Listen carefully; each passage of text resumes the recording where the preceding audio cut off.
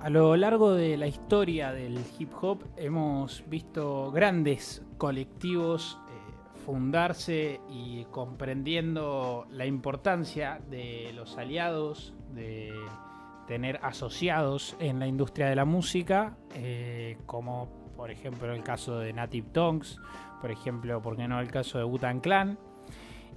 Y uno de estos colectivos es Soul Aquarians, ¿no? Exacto. Eso va a ser muy clave para entender la importancia, ¿no? de Soul Aquarians, esta cuestión de darse cuenta de la importancia de un grupo, de un colectivo que esté detrás de la música, que es lo que hace que nazca Soul Aquarians en algún punto. Vamos a situarnos primero en contexto, año 1995, año precioso para el rap. Estamos en el medio de lo que sería la época dorada, esta cuestión noventera, donde ya había salido los discos de Biggie, de Tupac.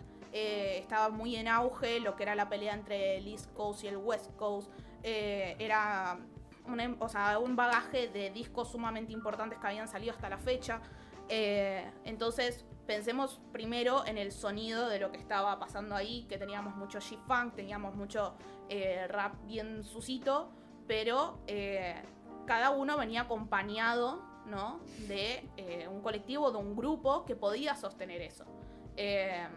Mismo en el sur todavía ya estaba Outkast ahí dando vueltas, ya era el Outkast de Heya, ya había salido, o sea, era una cuestión de que cada uno tenía un foco, por lo menos geográfico, donde habían sonidos marcados, cosas muy marcadas, y estaba todo muy en auge.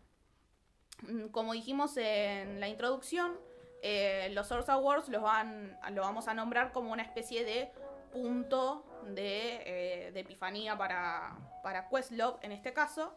Questlove lo pone como una cuestión central. Estamos hablando obviamente, ¿no?, del batero fundador de The Roots. Que en ese momento él se acuerda que él estaba sentado viendo los premios de los Source Awards. Ya para ese momento The Roots había sacado Do You Want More, y ese disco lo que tenía era que, si bien era un disco buenísimo, no llegaba a entrar en charts y en un montón de cosas, no tenía una fuerza dentro de la industria muy grande. Piensen en el sonido de The Roots, que no era el mismo sonido de lo que íbamos a ver después con el Neo Soul, con el R&B, con todo lo que fuera. Estamos hablando de G-Funk, estamos hablando de Biggie, estamos hablando de Tupac, estamos hablando de Old Dirty Bastards, o sea, estábamos hablando de cosas completamente distintas. Y él se acuerda que en ese momento es la escena donde tiene esta epifanía, donde se da cuenta de que si no tiene un grupo atrás, esto no funciona. Primero porque es una propuesta completamente distinta, que si bien ya había mucho de A Tribe Called Quest o de De La Soul, no llegaban a alcanzar esos niveles, pero él lo que se acuerda es estar viendo el show, y cuando Snoop Dogg agarra y dice esto de che, no hay un poquito de amor para Snoop y no sé qué, el chabón dice yo de acá me voy porque se va a ir toda la mierda. El chabón se estaba yendo y básicamente lo que pasa es que alguien le acerca un cassette, y ese cassette era nada más y nada menos que el disco Brown Sugar de D'Angelo. ¿Sí? D'Angelo todavía no había salido. Así nomás, te estás yendo antes de unos premios porque ves que se está pudriendo todo, plena guerra de las costas, y un loco te da un cassette. Es una obra maestra. Te acercan un cassette y es el disco de D'Angelo. Era un disco de D'Angelo, y dato no menor, en realidad él se da cuenta que a D'Angelo ya lo conocía. Porque quien es Bob Power, que es un ingeniero de sonido de la Concha de la Lora, que laburó con todos los raperos que ustedes se imaginen, le había dicho que él conocía a un cantante de R&B que lo quería en su disco, a Questlove, para que haga las baterías de Shit, Them, Motherfucker, del tema. Y Questlove lo miró y como que no le dio mucha bola y no participó. Y después cuando le acercan el disco es como, yo a este loco lo conocía. Ahí es cuando él piensa, bueno, tengo que hacer como mi escuadrilla de gente, digamos. Y en esa escuadrilla de gente va a entrar D'Angelo, va a entrar Shane Payne, y va a entrar Paiser y Jay Dilla. En ese momento ya él tenía una relación con Dilla bastante fuerte, y se acuerda que para poder alcanzar a D'Angelo, después de que le dieron el cassette, él estaba en el House of Blues, y básicamente o sea, lo vio ahí a lo lejos a Jay Dilla, a D'Angelo que estaba con Erykah Badu, y para poder hablar con él, lo que hizo fue que cuando subió a tocar con The Roots, tiró toda la batería de mierda, o sea, empezó a tocar otra cosa completamente distinta hasta que consiguiera ver que D'Angelo estaba cabeceando con el tema de él. Y cuando bajó de donde él estaba, ahí es donde se dan la mano y dicen, bueno, vos sos mi hermano, yo también, y ahora somos un grupo. O sea, el primer grupo se entabla con eso. Questlove, D'Angelo, Shane Pizer y Jay Dilla. Que hoy en día son todas leyendas. En Claro, ese momento no. eran buenos músicos que estaban pululando. Exactamente. Sí, y además, más allá de la propuesta sonora innovadora que traía The Roots, traía algo muy disruptivo para la época, que era una banda de rap. Sí, pero además ellos eran de Filadelfia, estaban un toque corrido. Sí, súper. De hecho, claro, cuando... Bueno, Dilla de Detroit, o sea, como que eran todos medio cybers. Es que cuando sucede todo esto de The Source, que estaba la guerra de las costas, ellos no estaban muy en ninguna de las dos costas. Aparece Outkast hablando del sur, que ellos tampoco eran del sur. Sí. Quedaban como medio afuera de la escena. Exacto, y eso es lo que también va a sumar un punto a este grupo, y es que si bien no se veían a sí mismos con un grupo, no era que se llamaba los Soulquarians, o sea, no estaba pasando nada de esto. Soulquarians en realidad nace de que Questlove, D'Angelo, Shane Pizer y Jay Dilla se dan cuenta de que los cuatro son de Acuario y que le tenían que agregar una palabra más y le ponen Soulquarians y era un chiste interno. Esto lo vamos a ver después ahora cuando veamos por qué se disuelve Soulquarians. Pero vamos a ir con la parte linda. Soulquarians, que es este principio precioso. A estas personas se les va a sumar Erykah Badu, Common, Q-Tip, Mos Def, y también vamos a tener a Tal Quaid dando vuelta, a Pino Palladino, a Roy Hargrove. O sea, se van a repartir entre un montón de personas, músicos increíbles, productores increíbles, raperos increíbles, cantantes increíbles, que se van a juntar en un lugar que va a ser clave, que va a ser Electric Lady Studios, el estudio que fundó Jimi Hendrix. Entonces, es lo que pasa en lo que veníamos contando acá en el inicio, de que se empiezan a juntar, a buscar una forma de trabajo donde puedan empujarse también entre ellos a la hora de construir una escena. O sea, ellos lo que van a hacer es construir su propia escena de música. Van a ver que son discos que son en la linealidad, tienen sonidos parecidos, no son iguales, pero persiguen por lo menos una misma meta musical que va a marcar muchísimo la música de lo que va a salir de ahí en adelante. O sea, de 1997 en adelante se va a ir todo al carajo. Ellos básicamente toman Electric Lady Studios y va a pasar esto de que vos abrías una puerta y estaba Common grabando Like Water for Chocolate. En otro lado estaba Mos Def, capaz, grabando algunas voces para otras personas. Abrías y estaba Erykah Badu grabando Mama's Gun, o estaba D'Angelo grabando Voodoo. O sea, teníamos gente por todos lados grabando discos que van a ser clave. Así que antes de esto vamos a agarrar a D'Angelo y vamos a escuchar un pedacito de lo que es para mí uno de mis temas favoritos de ese disco, que es Devil's Spy.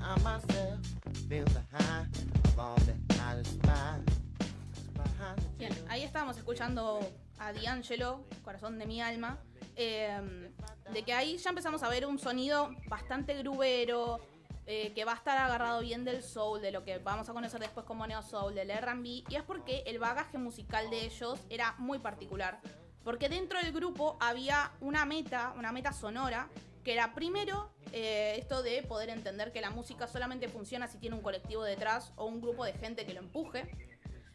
Y segundo, que es lo más importante, que acá va a venir de la mano del digging, es que ellos lo que buscaban era ¿Cuál es lo que hace que un disco sea eterno?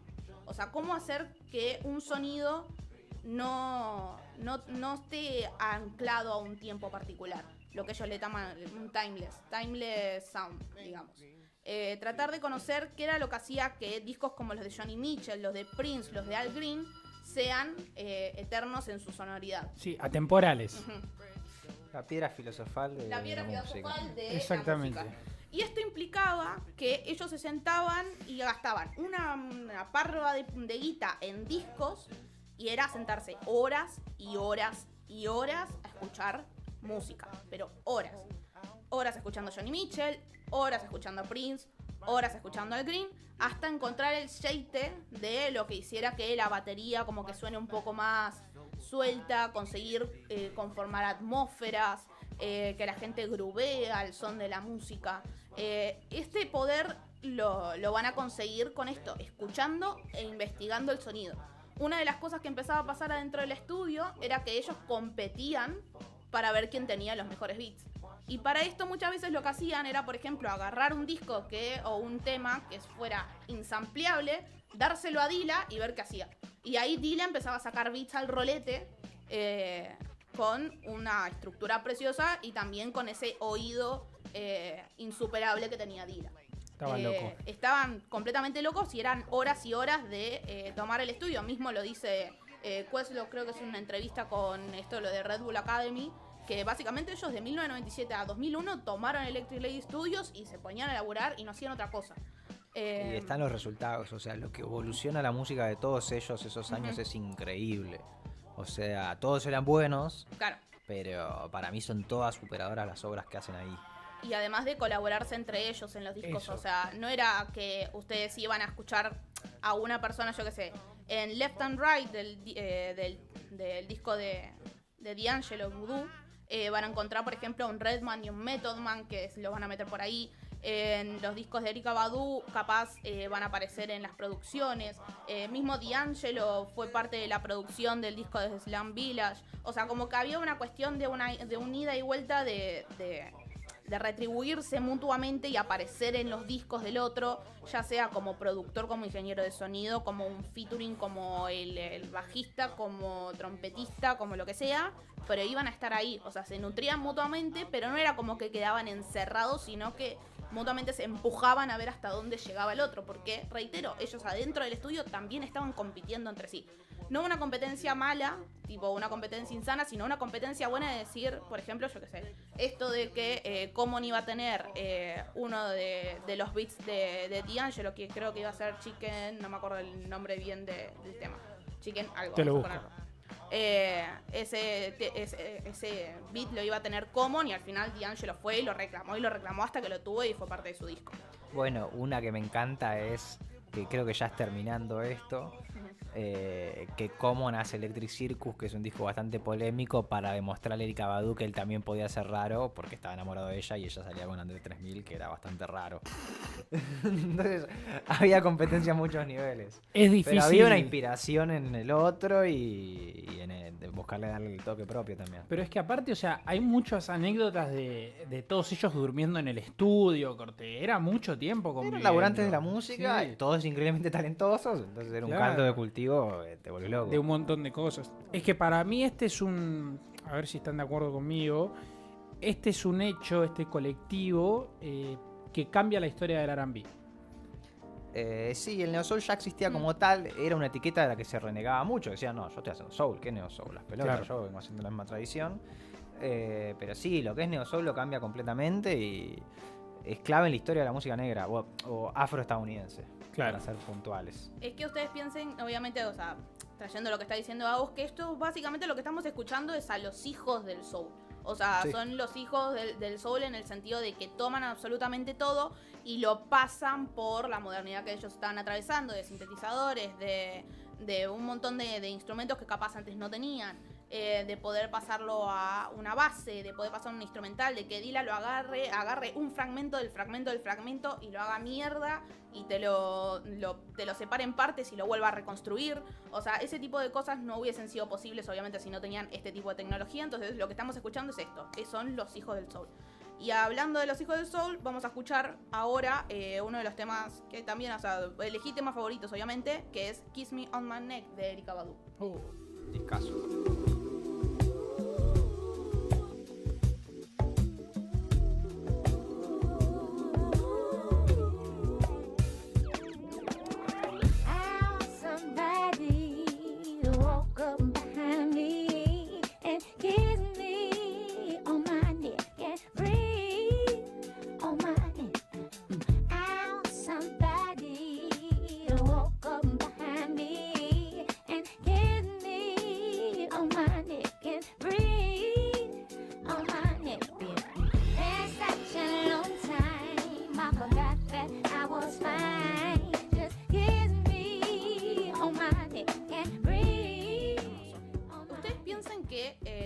Era tan como mágico este lugar que los discos de los que estamos hablando, Voodoo de D'Angelo, Mama's Gun de Erykah Badu y Like Water for Chocolate de Common, se estaban grabando en simultáneo al mismo tiempo. O sea, esas tres cosas estaban pasando al mismo tiempo.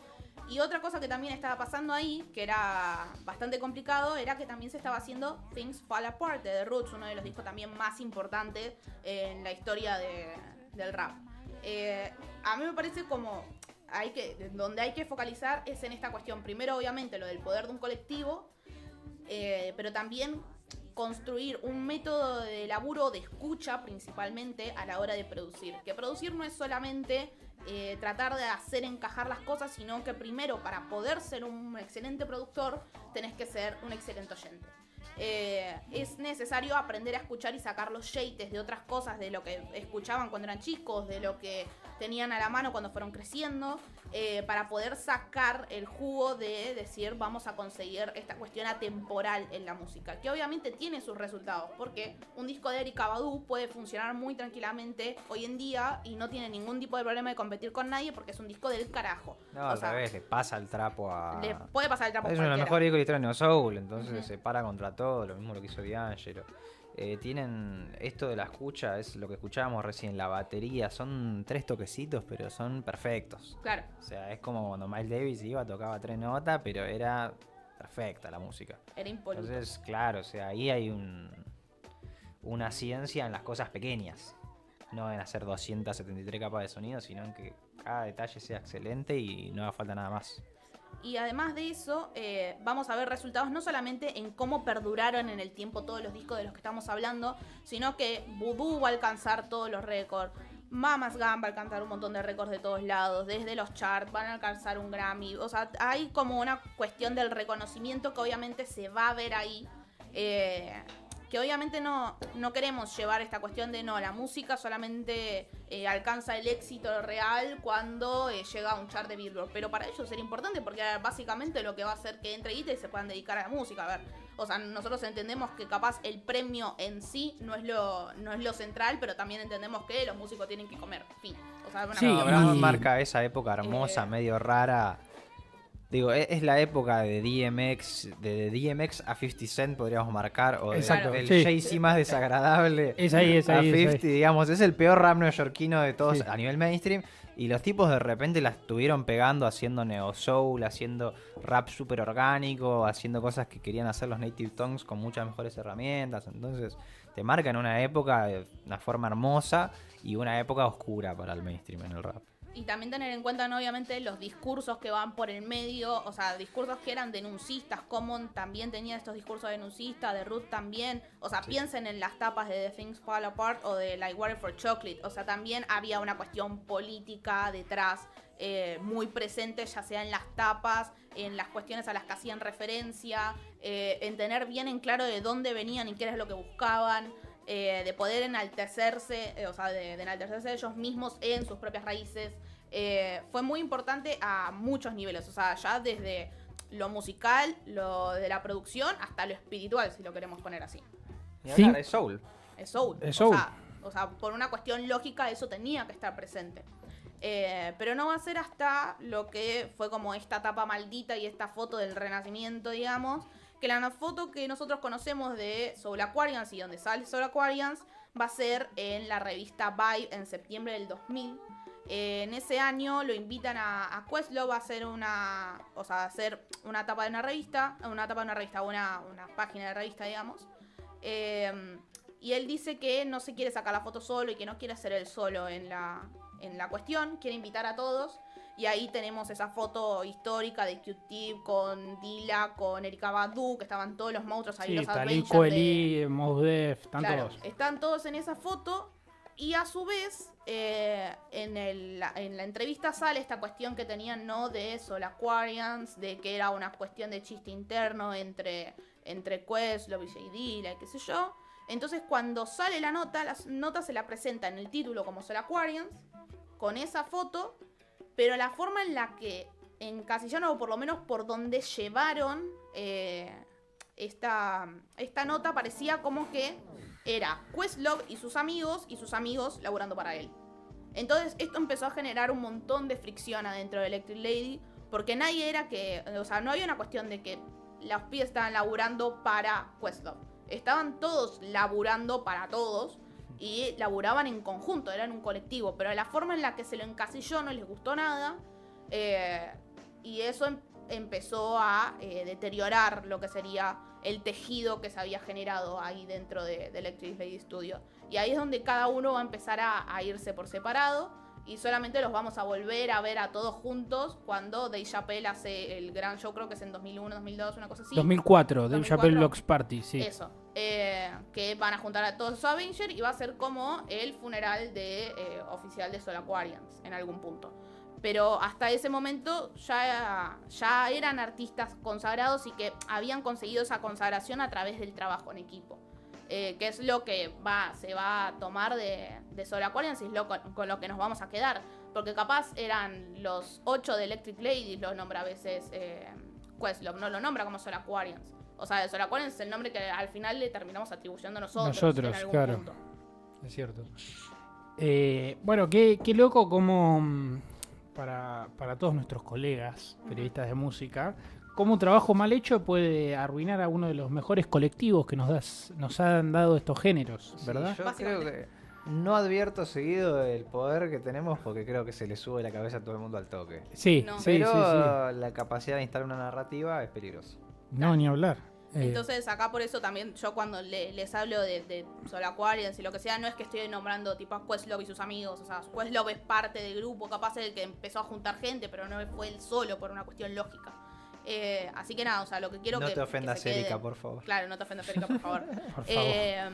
Pero lo que quiero que se queden es con esto, con el poder de entender que la música funciona en colectivo, de que el digging es importante, de que la escucha es importante y que conseguir un disco atemporal a veces es el mayor éxito antes de conseguir el 1.000.000 de reproducciones en YouTube. Que obviamente eso no quita que exista la industria, que sea importante conseguir esas cosas si uno se quiere dedicar a la música, porque es por donde va a entrar la guita, es una cuestión lógica, pero que es importante esto también tener en claro que si ustedes tienen un grupo de personas que van por el mismo camino, con la misma escucha y con un mismo objetivo, se pueden conseguir cosas como esta, como 4 o 5 o 6 de los discos más importantes de la historia del rap.